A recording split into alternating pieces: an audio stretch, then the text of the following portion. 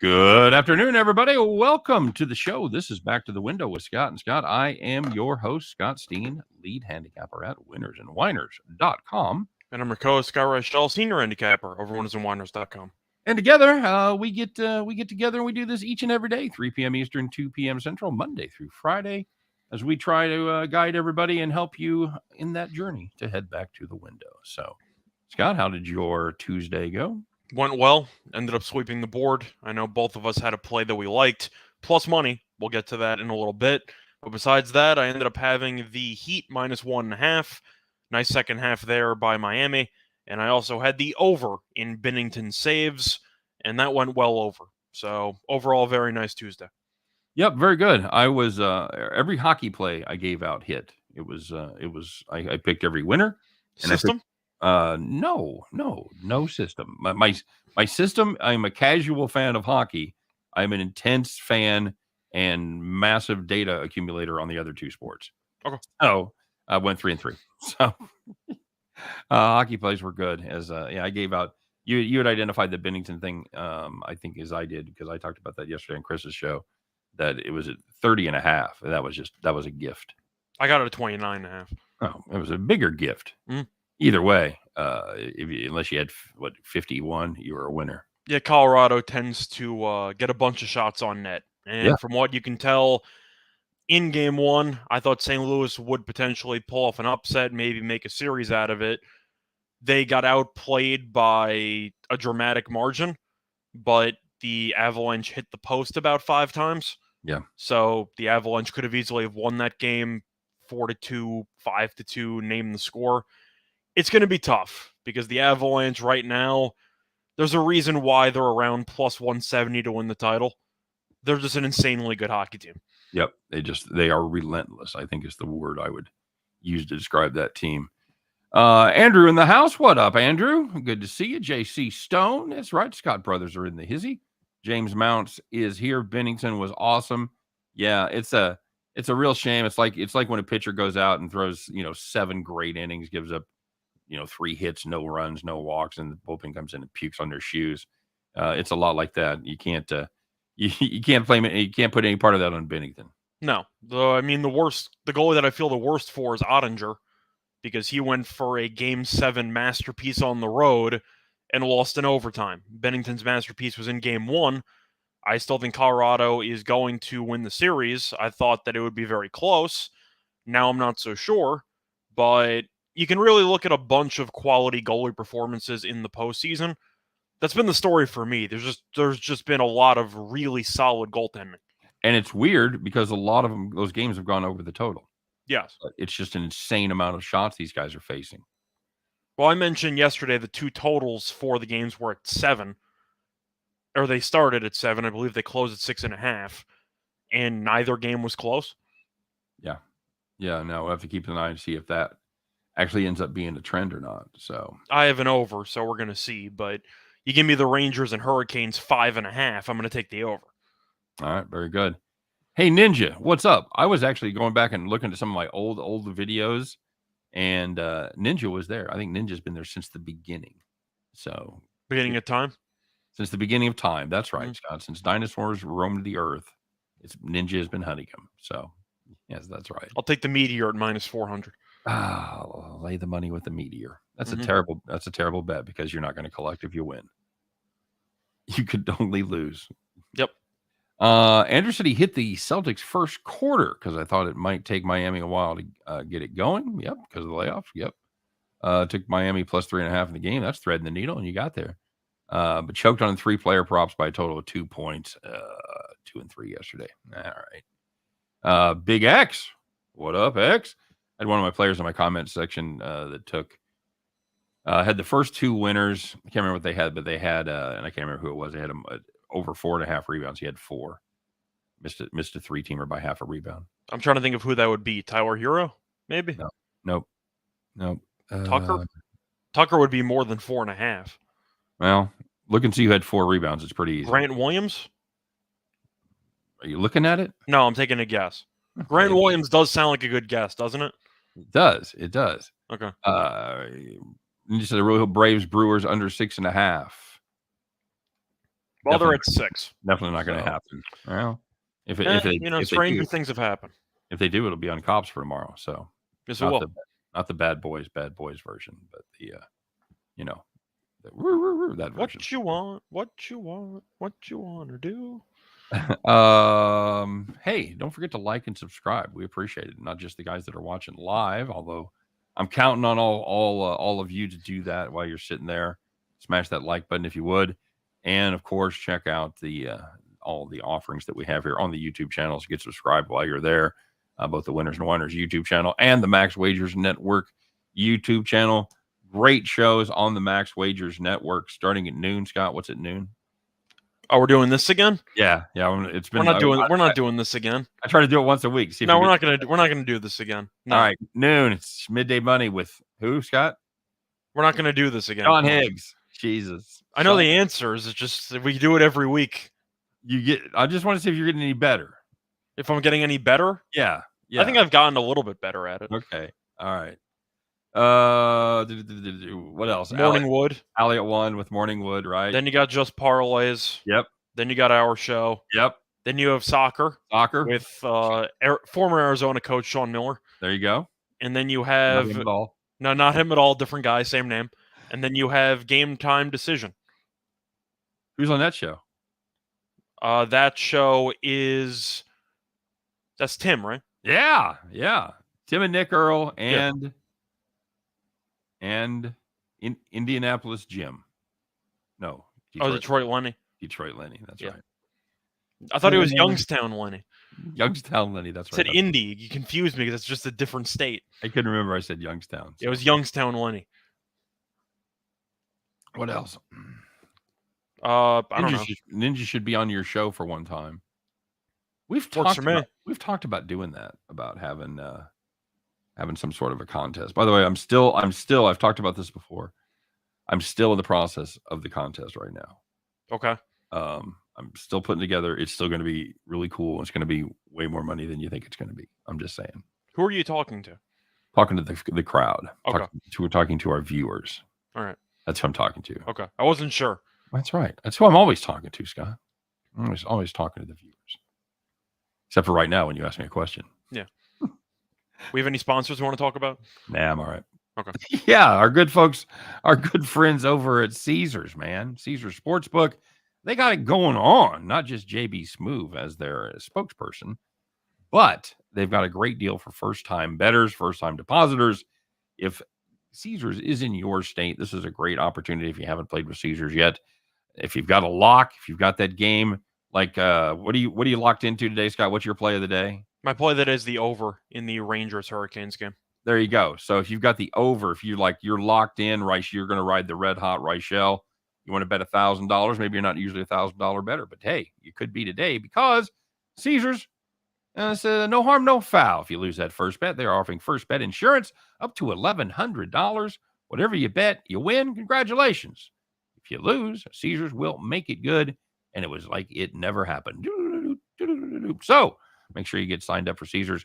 The code is ATSWINCCR. The description, the link and the code are in the description of today's video. So check that out with Caesars Sportsbook. There you go. Scott, let's find out what happened yesterday. Speaking of going back to the past, let's do it. Let's check in on yesterday's action. Find out who did what. Who were the winners? Who were the whiners, if you will? The people that took it in the shorts, the people that took it to the bank. Let's find out who you are on the Hump Day edition of Call Them Cops.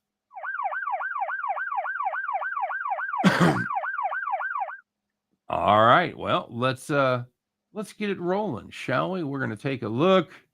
My goodness, I have way too many windows open. Sorry, boys. All right, Scott.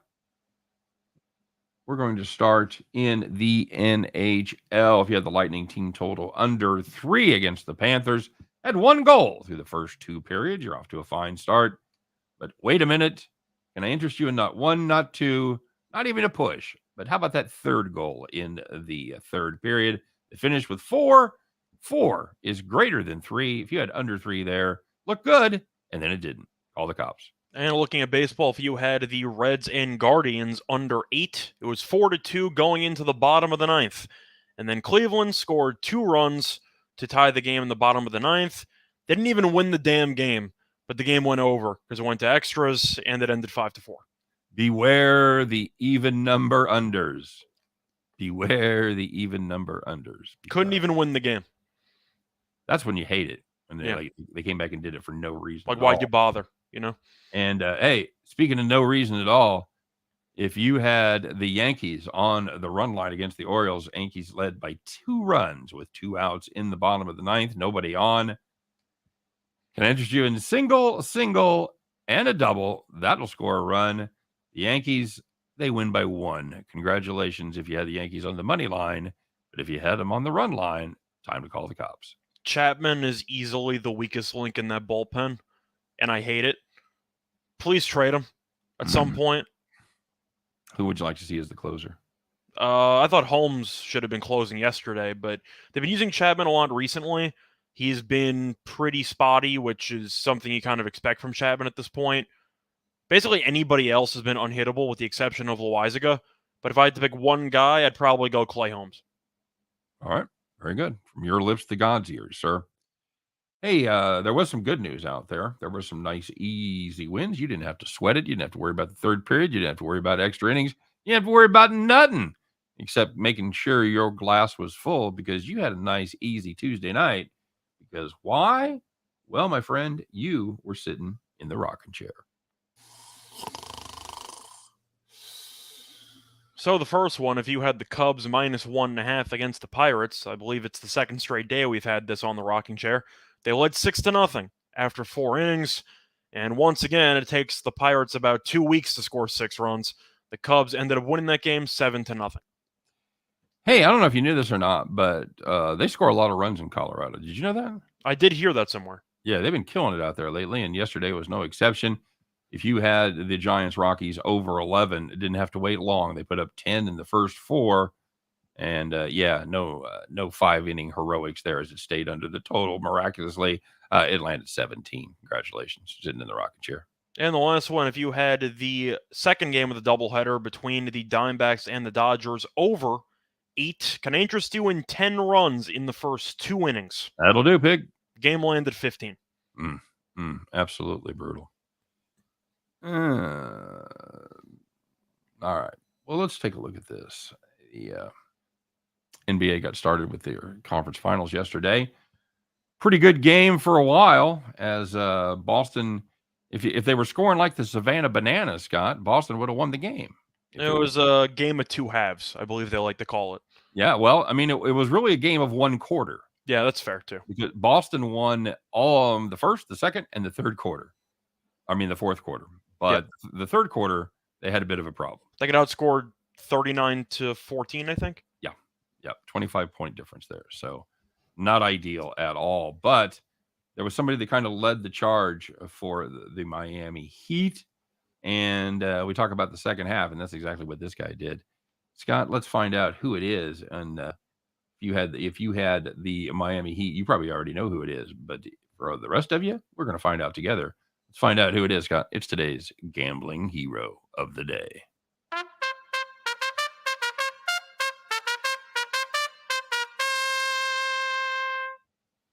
Take it away, sir.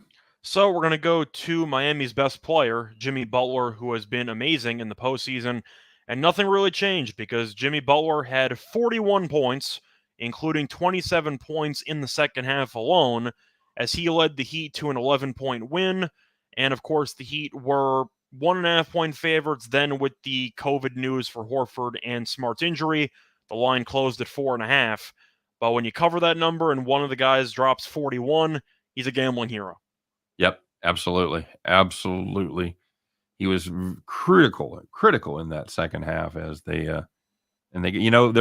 gave us just a sniff of hope there in the last 2 minutes, Scott, as they cut it to 9, and you can see, well, maybe we get a turnover here, a missed shot, a couple of threes. Wait, who's we?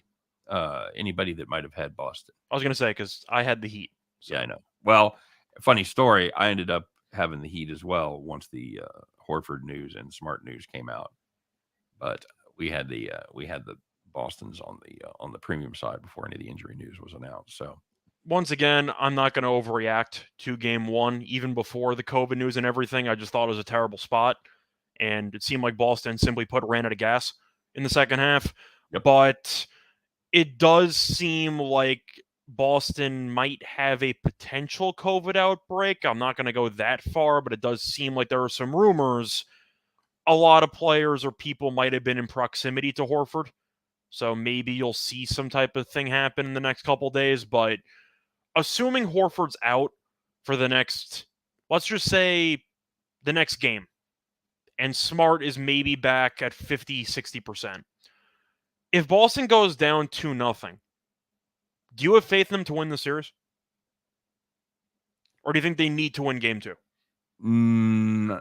Well, I was going to state the obvious. Well, they'd certainly be in better position if they won game two. No, I don't think they're out of it if they lose the first two in Miami. This team has shown a resiliency, and they've shown an ability to, take it to 7 if they need to. I would think they're obviously have to steal one from Miami, and the ideal spot would be the second game as opposed to the 7th game. But no, I don't think it's over if they win the first two. I don't think it's over either. Truth is, I thought Boston actually played well, considering the circumstance and the shorthanded nature of the team, because of the fact that Boston really just had one bad quarter, as we talked about before. It was an awful quarter, but they played decently throughout, and Robert Williams was very good. So you're looking at a spot where you're talking about how the Celtics were missing Al Horford. You're wondering how Williams would look in his first game in about a week and a half. The optimistic part is Robert Williams looked really good. Yeah, he did. But you found out what a difference not having Horford. I mean, not even, not having Horford go nuts for, 28, 32, whatever, just having him play his usual game and taking up space. Were you surprised that Miami put that much emphasis on defense that Duncan Robinson ended up playing not at all? I would say no. We know Robinson can't guard anybody. So the real question is, when it comes to 3-point exclusive players, how much are you willing to sacrifice for a little bit of an offensive boost compared to getting torched on defense every possession? Because the truth is, that's kind of what happened to Peyton Pritchard in the second half. He was involved in every pick and roll, and Pritchard got absolutely cooked for the entire second half. The same thing would have happened to Duncan Robinson. The only difference is Pritchard can actually dribble. Right. I thought they might put a little more emphasis on shooting the three to try to match Boston. I did not expect Duncan Robinson to play basically at all. Okay. Well, you weren't disappointed. Well, because you think about all the other role guys they have. The truth is, they have Vincent, who was great yesterday. Strus is okay. Decent defender, decent rebounder, hit a couple of big shots late. And they also have Oladipo and Hero. So you look at the bench, they already have like 3 or 4 options for guards off the bench. They don't really need to use Duncan Robinson. Right. Well, but none of them can shoot like he can. Correct. But all of them are better defenders than Robinson. Well, as you often say, you could be a better defender than Duncan Robinson. That is true too. You guys really said Boston? Do we really think Boston is that much better than Miami? No. Scott's been on Miami since the beginning. Yep. So no. I'm a little bit more under the impression that Boston has a higher upside. Whether they can actually reach that upside over the course of 7 games because of the fact that they might be missing a couple players again for game 2, it throws a wrinkle into some predictions. But either way, I think Boston's ceiling is higher. I just believe Miami's more consistent. Yeah, I'd probably agree with that. I would say, especially the way they played in the postseason so far, they've probably impressed me more than any team out there. As far as I didn't really expect them to go this far, or at least be as dominating as they are. The consistency really comes down to one guy on Boston, is Jaylen Brown. Right. And the fact that we know Tatum is going to have a couple of big halves and struggle in the second half. You'll see a lot of adjustments because you're not going to let Tatum beat you, but we know Tatum's capable of going for 46. The issue is Jaylen Brown, who's the second best player. Think about how many shot creators the Celtics actually have. Does Horford count as a shot creator? Probably not. We know Robert Williams isn't a shot creator. Right. Grant Williams is a stand in the corner 3-point shooter. So if you're talking about creating shots off the dribble, if you have Tatum and Brown's going to struggle half the time, then your offense might get a bit stagnant, and we saw that in the third quarter. Yep, absolutely true. We're getting fairly well roasted in the comment section for being on Boston. First of all, again, For I've what? been on Miami since the beginning. I had Miami yesterday. So what are we complaining about? The fact that I think we're extolling the virtues of Boston and how good they are. I picked Miami to win the Eastern Conference before the season even started. Okay. I'm just acknowledging I think Miami's ceiling is I think that Boston's ceiling is higher. But once again, in fairness, you did like Boston to win this series. Yeah.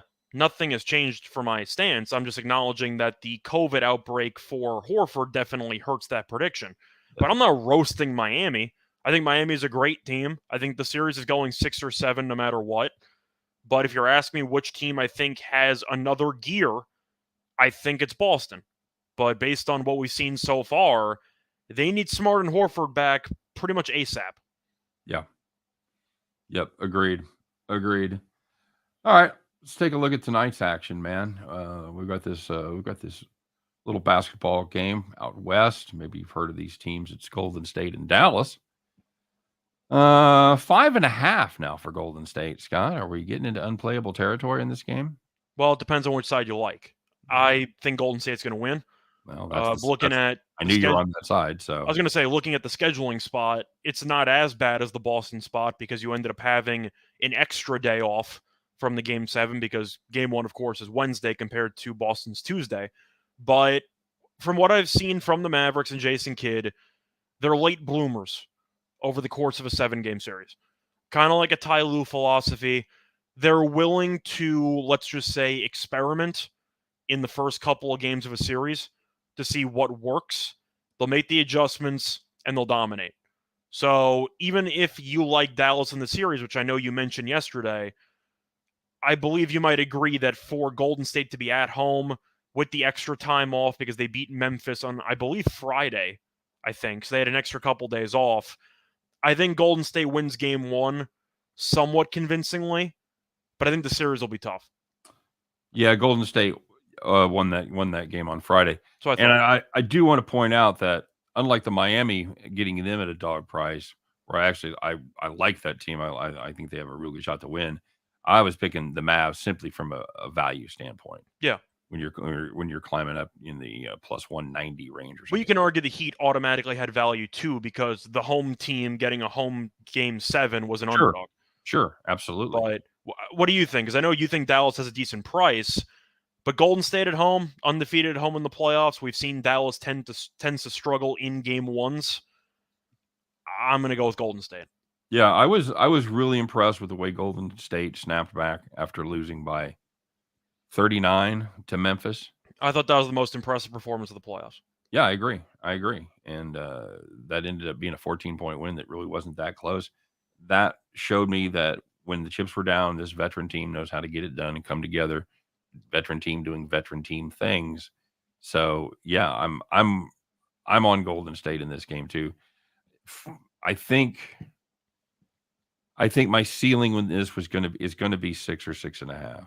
I think my ceiling right now is 5.5. I don't really want to lay more than that, but I think the main story of this series, which is why I do think Golden State can give Dallas problems, they can play effective small ball defense while also being a fantastic rebounding team.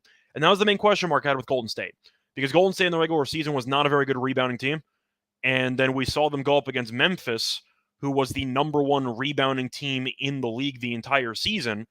And with the exception of Game 5, Golden State dominated the glass in pretty much every other game. And I know that Looney might not be able to play that much in this series because of the Luka switching, etc. But they out-rebounded Memphis 70-44 in the closeout game. And remember, Memphis is the team that led the NBA. Yes, they out-rebounded the leading rebounding team by 26 in a closeout game. So I think that Golden State with Wiggins, with Draymond, with really everybody in the small ball lineup embracing the importance of rebounding, I think Golden State's going to clean up on the glass in the entire series. Okay. Do you? Yeah. I think Golden State proved to me they can rebound. Yeah. Well, of course, Looney had 22. Yeah. So, you're going to cut into those numbers if he doesn't play as much. Yeah. So you can cut into the 26 rebound margin. We'll say they'll win by 12. That's still a lot. I talked about it before. This is a team, this Dallas Mavericks team, that was led in rebounding by Luka Doncic, and he had 11 rebounds per game, and nobody else had more than 6. I think that was the main issue that I was trying to think for why Phoenix underachieved. Besides the fact that, of course, Chris Paul, Booker, and Ayton didn't show up, but I think the main issue that I had with Ayton in that series was his lack of aggressiveness or lack of aggression, and the fact that he really didn't do a good enough job of dominating on the glass when he was matched up against Kleber. And I feel like Golden State should stick to the game plan of Game 6 against Memphis. Let your best players shoot a bunch of threes and dominate on the glass. And I'm not sure what Dallas's counter would be. Does Dallas have a counter? What are you going to do? You're going to play Dwight Powell more minutes? I don't think he's very good. No, and he doesn't. His rebounding numbers when he's in there aren't that good. And Kleber's not a great rebounder either. No, so that's why Luka Doncic leads your team in rebounding. So Golden State might be undersized, but they are ferocious on the glass, and I do think that's an element that Dallas really does not have an answer for, and I think that's going to be the story of the series. So that's actually why I'm taking Golden State to win the series. I think they'll just generate enough second chance points to win. Okay. Yeah, I agree. Somebody was asking earlier about player props. I think you like tonight. Some of the main Cats numbers, Luka's 33.5, Curry's 27.5, Draymond 7.5. I can't get to the window fast enough to bet the under on Draymond. I actually did a player prop podcast today, so I have 3 that I like. Okay. Luka over 9.5 rebounds. We kind of just covered it, but he's recorded at least 10 rebounds in 7 of his first 10 playoff games this season. If you want to go for a dark horse candidate, or an X factor, Dinwiddie, over 11.5 points. He scored at least 17 in each of the 2 regular season meetings against Golden State. And Golden State really does not have enough quality defense off the bench to guard Dinwiddie. So I think he actually has a decent matchup. And Kevon Looney, under 5.5 points. He recorded 20-plus rebounds. He only recorded 4 points in Game 6. He has no offensive talent. We talked about how good he was on the glass in that game. We're assuming he's going to play, 15 minutes in this game because he's a defensive liability against Dallas's three-point shooting? I think the 15 to 18-minute range sounds about right, yeah. I'll take the under 5.5 because unless he has a wide-open layup, he's not going to shoot. So I like the under 5.5 for him as well. Okay. Rand's pointing out that Bam was off last night. Hero played good. He said Miami's very deep. Yep. Bam was off offensively. Defensively, Bam was fantastic. Yeah. Very good. All right. So moving on to the ice, Scott. We had a couple kickoff yesterday, and we've got a couple more tonight. We've got the Rangers in Carolina. Carolina laying a big price there at 165. And we've got the battle for Alberta. Yep. Calgary, again, laying a big price at minus 160. It's going to be a hell of a series. Should be a lot of fun, isn't it? Should be. That Edmonton-Calgary series, that's must-watch TV for me. Is that number a little tall for that opening game? Which one? The 6.5 or the actual line for Carolina? No, the Calgary-Edmonton spread, the money line, rather. Should that be more in the 140 range? Feels like it.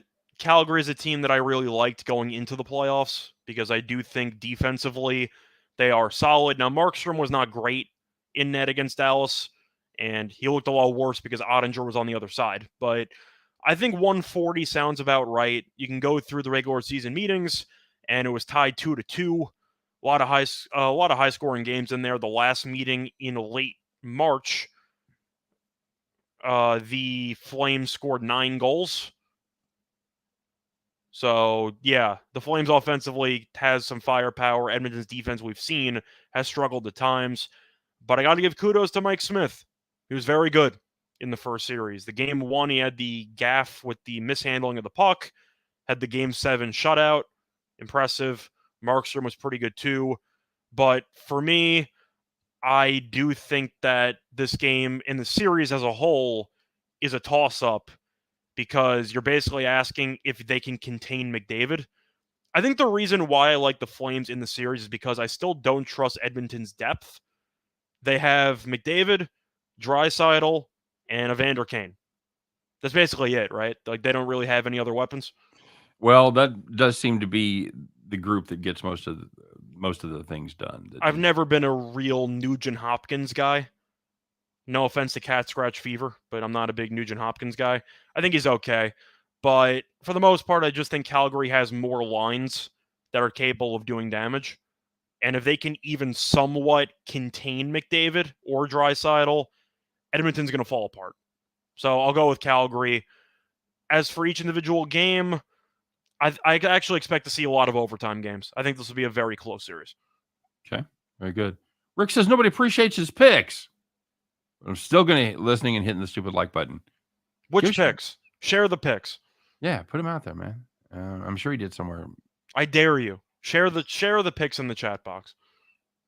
Rick, you got to remember, I'm old, and as I watch this stuff roll past, as we're trying to do like the things as well, I'm gonna miss things.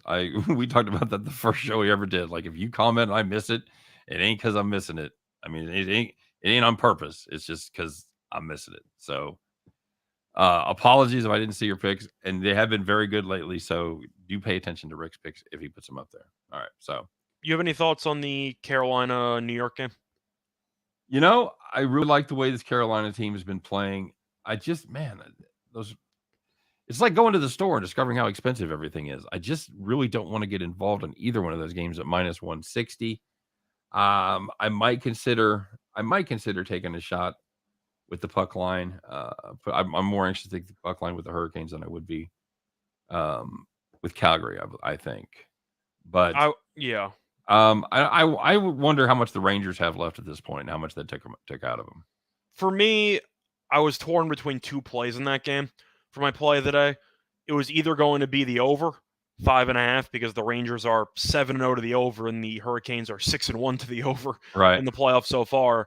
The other play was Carolina in regulation, because Carolina, I just think, is the much better team. And even though New York beat Pittsburgh in 7, props to them. You know, it takes a lot of skill and a lot of mental resolve to come back from 3-1 down. Right. Crosby was also dead for a game and a half. I think if Crosby was healthy, they probably lose in 5. But Igor's a very good goalie. The defense is awful.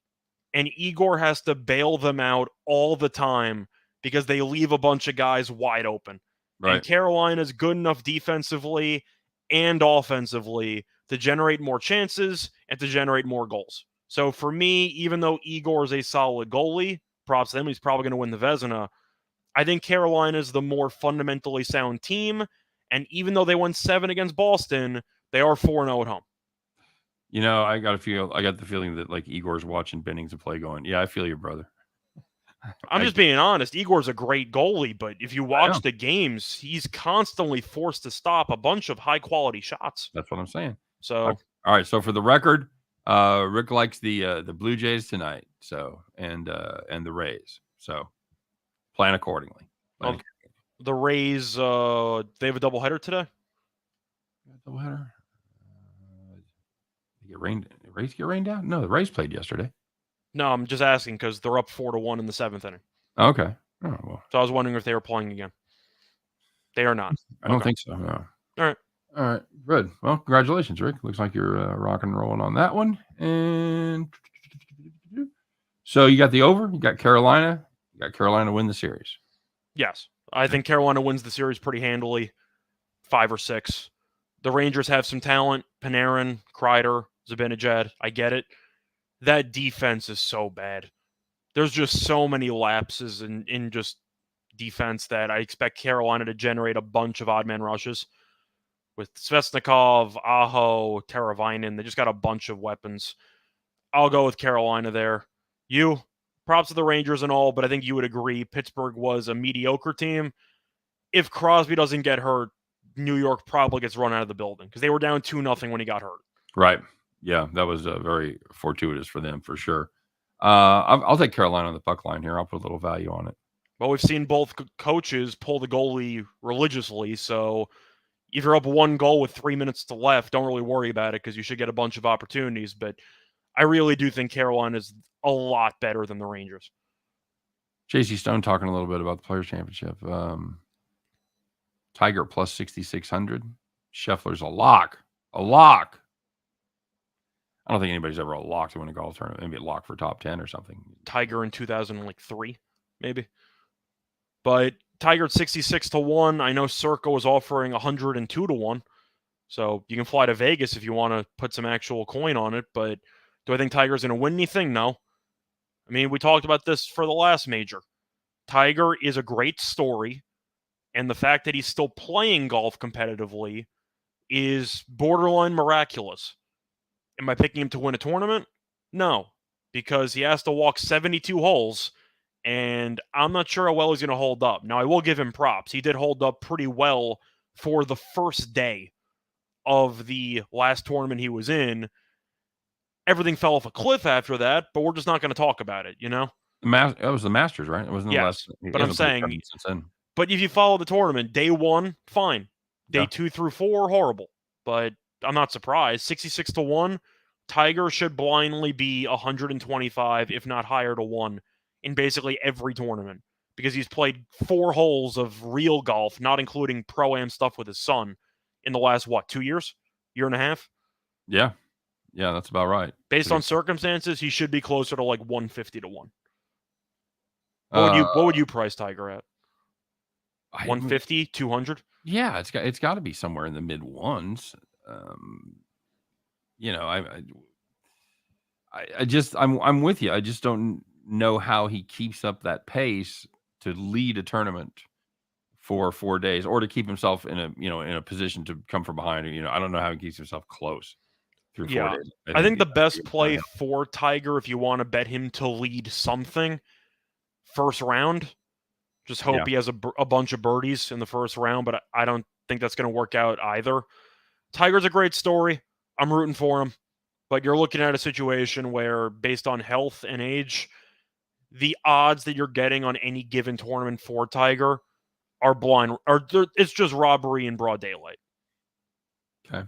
There's no other way to put it, you know? You know what? I would say that's true with about anybody else. But, we saw Tiger win the Masters in 2017, right? Yes. Counted him out at that point after all the back. 17 or 18. I'm trying to remember when it was. One of the two. Either way.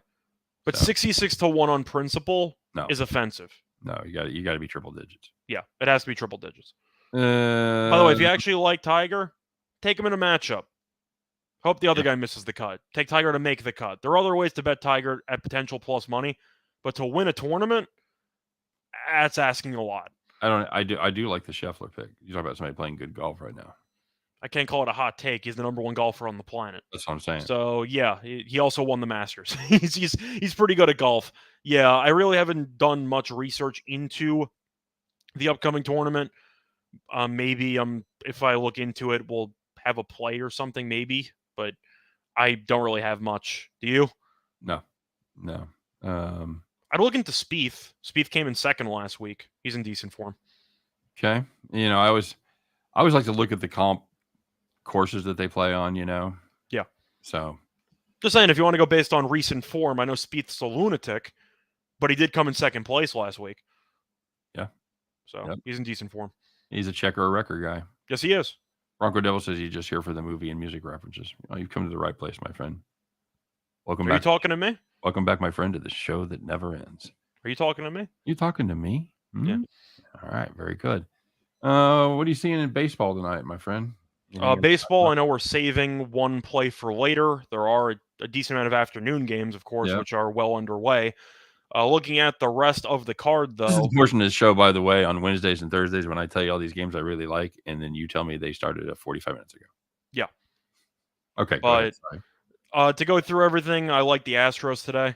Of course, the day after theory. The Astros scored 13 runs yesterday after we lost the farm with them. Mm-hmm. But you have Pivetta on the mound for Boston. Do I really need to say much more? Because Pivetta sucks. Well, you could say that Garcia has been pretty darn good with a sub-1 WHIP and a 2.94 ERA, and he's on the hill for Houston. So Pivetta's just been getting absolutely destroyed, game good. in, game out. We won yesterday with this team. I don't mind the Marlins again. Pablo Lopez 1.05 ERA. Gray's been okay, but the Nationals can't hit. And Miami's been really dominant over Washington this season, as they should, because Washington's 12-26.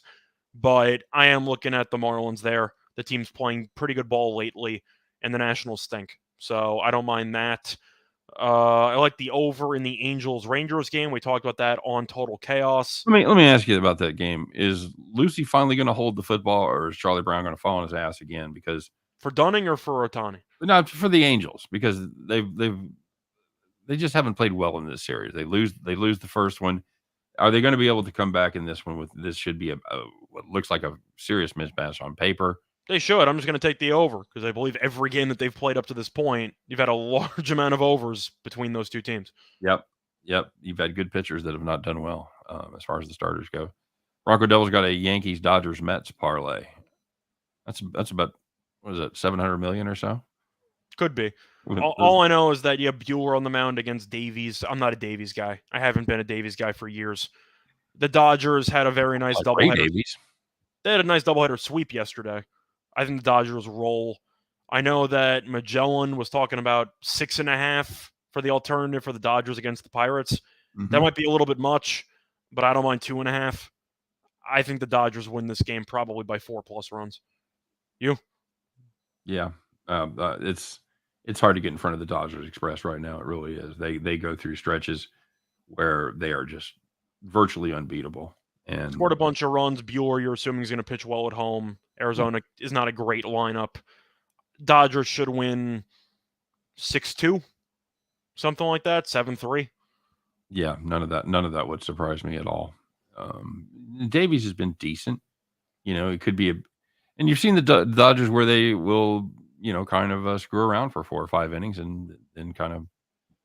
But then they'll go for 5 in the 6th inning. By the time you think you got them right where you want them, yeah, they explode for 5 in the 6th, and it's over. So, yeah, I'm a fan. All right, anything else? We're saving one play, but besides that, not really. You have any interest in backing Snell against Wheeler plus money? Because Wheeler minus 145, his numbers overall this season are not very good. However, you want to look at the last couple of outings, and the last 3 starts, he's given up 3 runs combined in about, was that 19 innings, give or take? Last 3 starts, 19 innings, 3 runs. Yep. So he's actually been pitching pretty well, but Snell has not pitched yet this season, right? And the Padres are the much better team. Would you gamble on Snell at like plus 130, or would you rather get the surer thing in Wheeler based on recent form? Because the Phillies bullpen traumatizes me to no end. Yeah, and no, I'm not generally a guy that likes to jump right in on a first start back from an injury. It's a good price. But it is a good price. That's the thing. Catching it at plus 130 or so, to me, that's hard to argue with. So yeah, I don't love either one of these bullpens. They're statistically almost identical. So I will. I'll just take the plus money with the team I think is probably hitting the ball better right now. Yeah, I agree. Wheeler could pitch a gem, but you're going to lay 145 with Philly. I am not. Really? Like, not against San Diego. Not going to do that, buddy. Sorry. Yeah. All right. So, is it time? It is time. It is that time, everybody. You know what time it is. It's Wednesday. It's time to put on your good hump day overalls. Get your straw hat on. Climb aboard the John Deere. Get those keys out and fire that bad boy up because, kids, once again, it is time to bet the farm.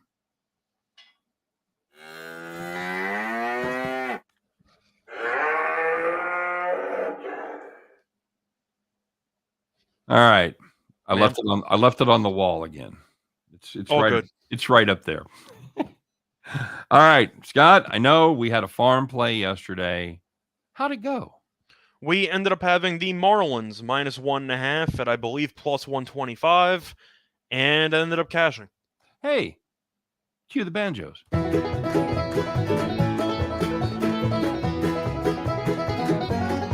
Yeehaw. Now I feel really bad for not having my hat to be able to dance around. All good. All right, fair enough. All right, brother. Well, we got one cooked up before today. There was one game we avoided when it came to talking about tonight's action, but we're going to avoid it no longer. Scott, what do we got cooked up before today's Bet the Farm? So for this one, we're going to go to the Yankees and Orioles game, and we're going to go with the Yankees. First 5 minus 1 at around minus 115. Simply put, the Yankees, of course, have been the much better team, but if you want to look at first 5 scoring, these teams are not even close. The Yankees are averaging 2.49 runs per game in the first 5 innings, which ranks tied for 11th in the league. The Orioles, as you expected, at the way bottom. The Orioles are averaging just 1.67 runs per game in the first 5, which ranks 29th. And you have Garrett Cole on the mound. Last 4 starts, 25 and 1/3 innings pitched, 4 total runs. Jordan Lyles on the mound for Baltimore, 2 starts against the Yankees this season, 10 innings pitched, 6.3 ERA, not good. And the Orioles offensively have been a disaster. The Orioles have scored just 9 runs in its last 5 games combined. We think the Yankees should do a lot offensively. Truth is, even 2 runs might be enough to cash this because we're not sure the Orioles are going to score in the first 5. But the Yankees, with Judge, with Stanton, with everybody hitting the ball as well as they are at this point in time, will take them to open up a decent lead early on. And with 1 being a push, I like those odds. All right, very good. So that's going to do it for the farm play, and that's going to do it for the show on this Wednesday. We do thank you guys for stopping by, and thanks for not only listening and watching, but thanks for participating. We do appreciate each and every one of you. Talking to you guys in real time is what makes this one fun. So everybody have a great day. Good luck, of course, on all of your plays. Hope you guys do nothing but cash those winners. But until tomorrow, we're wishing you the best. We'll see you mañana on Thursday at 3 p.m. Eastern, 2 p.m. Central. Scott and I will once again be right back here in our never-ending quest to help you guys head back to the window. Take care, everybody. We'll see you then.